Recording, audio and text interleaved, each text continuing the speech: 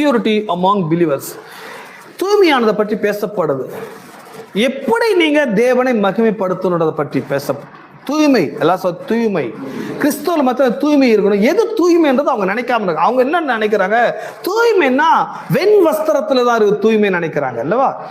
தூய்மைன்னா இங்க என்ன சொல்லுது? 9ஆம் வசனம், அநியாயக்காரர் தேவனுடைய ராஜ்யத்தை சுதந்திரிப்பதில்லை என்று அறியீர்களா? வஞ்சிக்கப்படாதீர்கள், வேசி மார்க்கத்தாரும். இங்க சொல்லப்படுற இந்த கேஸ் எல்லாம் சிவில்ல வரும்.